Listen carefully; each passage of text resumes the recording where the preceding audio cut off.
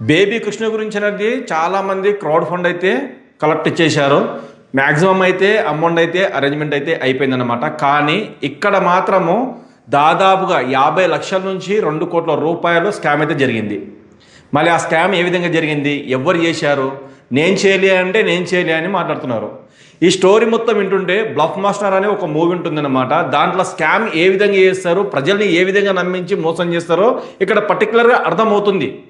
ప్రతి ఒక్కరు అనేది ఆ బాబు ప్రాణాలు కాపాడాలి, చాలా పిన్న వయసులో అనేది ఆ బాబుకి ఇలాంటి వ్యాధి రావడము చాలా దురదృష్టకరము అని ప్రతి ఒక్కరు ఆలోచించి అమౌంట్ వేస్తే, వీళ్ళేమో వీళ్ళ సరదాల గురించి, వీళ్ళు జల్సాల గురించి ప్రతిదీ అనేది మైండ్లో పెట్టుకొని మేము హెల్ప్ చేస్తున్నాము, మాలాక సహాయం ఇంకా ఎవ్వరు చెయ్యరు అనే విధంగా అనేది ప్రతి ఒక్కరిని నమ్మిస్తున్నారు. అంటే ప్రజల సొమ్ము అనేది వీళ్ళ జల్సాల గురించి అనేది వాడుకుంటున్నారనమాట. వాస్తవంగా ఎవరు తప్పు చేశారు? మనీ తప్పు చేశాడా, లేకపోతే నవీన్ రామ్ సింగ్ తప్పు చేశాడా? వీళ్ళని నమ్మి వేరే వాళ్ళు కూడా కొంతమంది సింగర్స్ కావచ్చు, లేకపోతే కొంతమంది యూట్యూబర్స్ కావచ్చు కూడా అమౌంట్ ఇచ్చారు. వాళ్ళు మోసపోయారా? వాస్తవంగా నిజమేంది, అబద్ధమైంది, ఈ వీడియోలో అనేది ప్రతిదినం మనం తెలుస్తున్నాం. హాయ్, నా పేరు డిఎస్ఆర్, మీరు చూస్తున్నది డిఎస్ఆర్ ఇన్సైట్స్. చాలామంది అనేది ఈ మధ్యకాలంలో మోసం చెయ్యాలి అంటే పెద్దగా ఆలోచించాల్సిన అవసరం లేదు. సెంటిమెంట్ దగ్గర ఉంటే చాలు. సెంటిమెంట్ ఒక్కటి వాడితే ఇతరులను అనేది ఈజీగా మోసం చేయొచ్చు. ప్రజెంట్ అనేది అదే జరుగుతుంది. బేబీ కృష్ణను అడ్డు పెట్టుకొని వేలు కాదు లక్షల్లో అనేది, కోట్లలో అనేది దోపిడీ చేస్తున్నారు.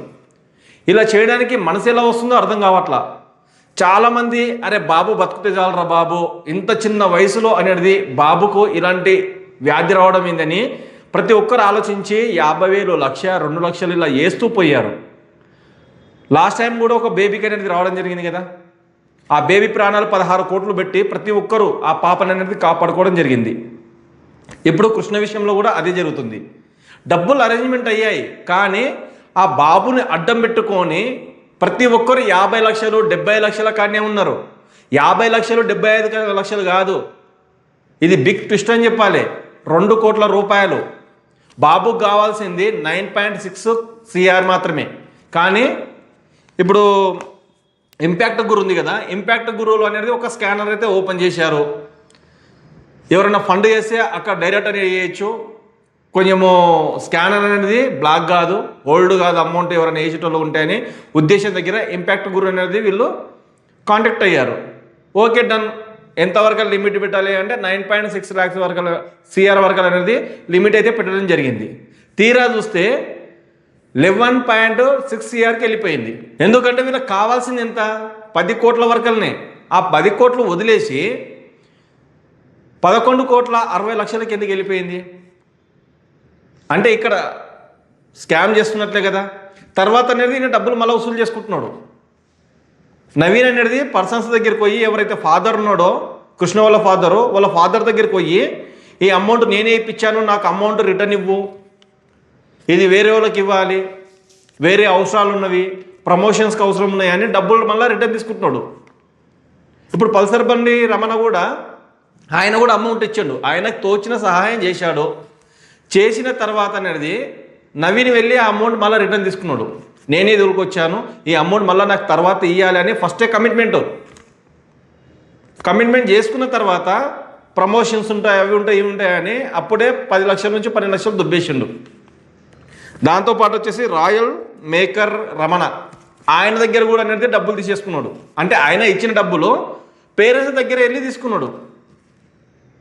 ఈ వల్ల మనీ ప్రశ్నిస్తుంటే లేదు నేను తప్పు చేయలేదు, నువ్వు తప్పు చేసినట్లు చూపించు అని మణికంఠని అడుగుతున్నాడు. అంటే ఇది ఎంతవరకు అలా కరెక్టు? ప్రతి ఒక్కరు అనేది రమణ ఇప్పుడు వాస్తవం చెప్పాలంటే మనీ గురించే, మణికంఠ గురించే. ఎవరైతే బైకర్ ఉన్నాడో, ఓలా ఊబర్ అనేది ఎవరైతే రైడ్ చేస్తున్నాడో ఆ అబ్బాయి నుంచే ఈ అబ్బాయికి మన కృష్ణకి అనేది ఇంత తొందరగా అనేది రెస్పాండ్ వచ్చింది.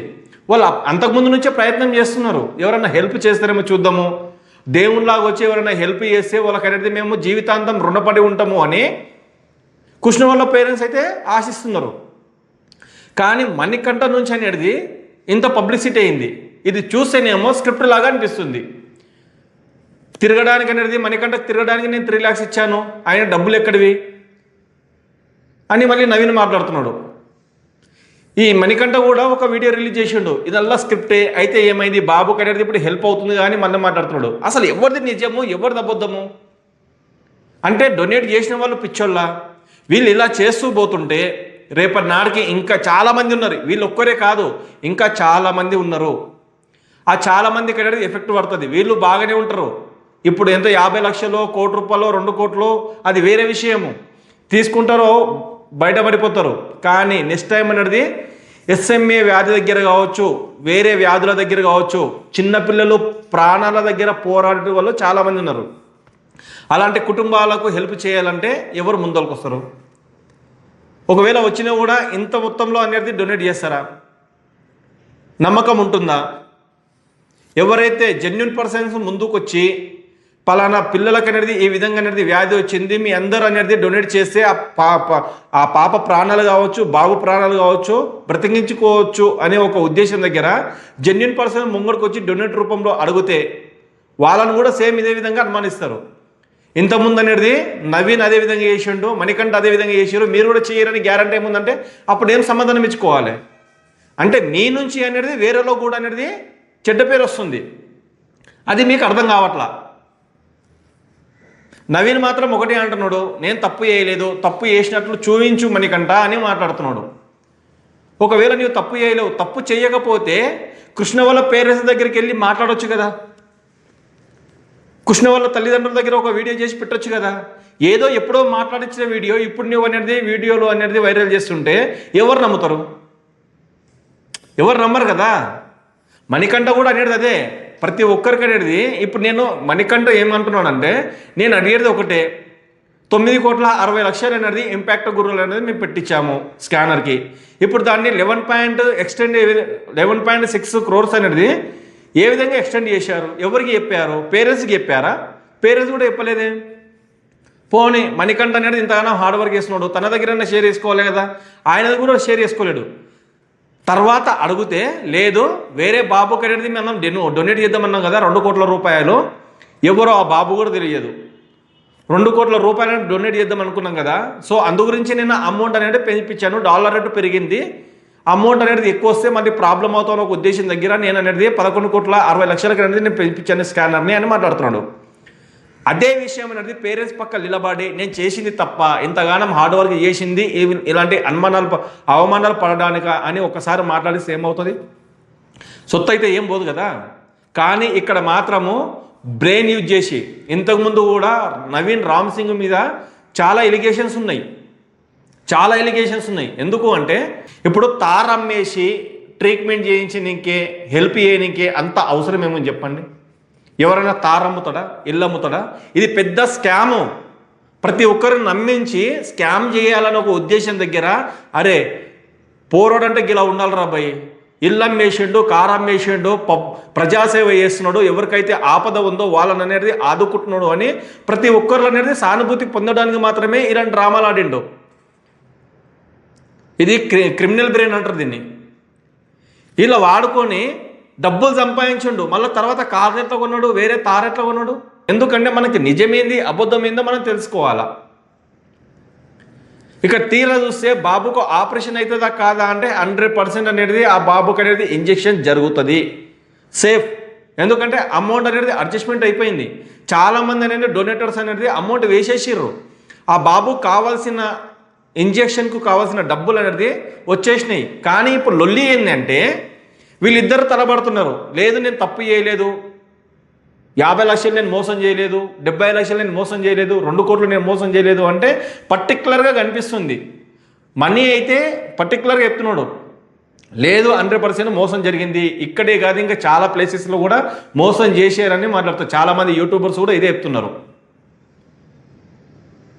మరి నిజమేంది అబద్ధం మీద ఒకసారి మీరే ఆలోచించాలి. ఇంకోటి సామ్రాట్ రవి ఉన్నాడు కదా, తను కూడా ఏం చెప్తున్నా అంటే ఈయన గురించి బాగా వెరిఫై చేసిండు. హైదరాబాద్లో ఇంతకుముందు జాబ్ చేసిండు 18,000 రూపాయలకు, అక్కడ కూడా వెరిఫై చేయించిండు. అతి తెలివి అన్నమాట. ఎట్లా మామూలు తెలివి కాదు అది,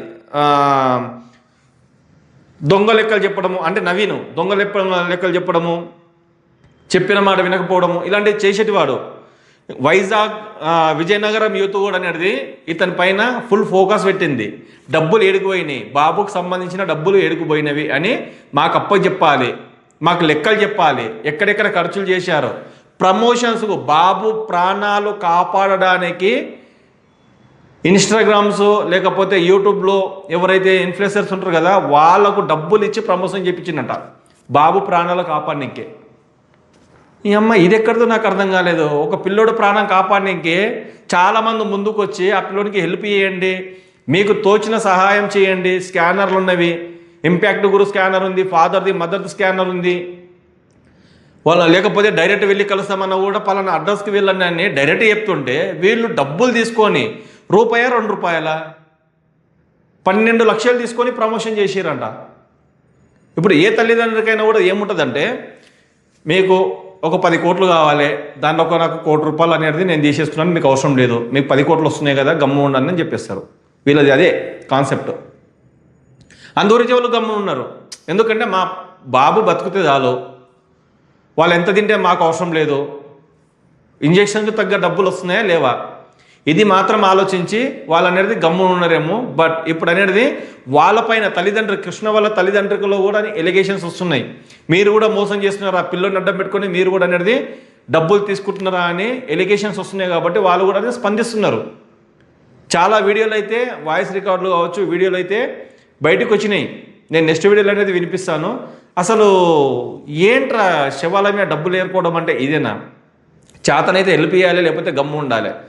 రమణ వీడియో చేసిండు, పల్సర్ బైక్ రమణ సింగర్ ఉన్నాడు కదా, ఆయన ఒక వీడియో చేసిండు, నేను చాలా తప్పు చేసిన, హెల్ప్ చేసి తప్పు చేసిన, వాస్తవంగా హెల్ప్ చేసేదే కాకుండే నన్ను కూడా షేరింగ్ తీసుకున్నావు అని మాట్లాడుతున్నారు అని ఆయన చాలా బాధపడుతున్నాడు. ఇట్లా జెన్యున్గా ఎవరైతే ఉన్నారో వాళ్ళు బాధపడతారు.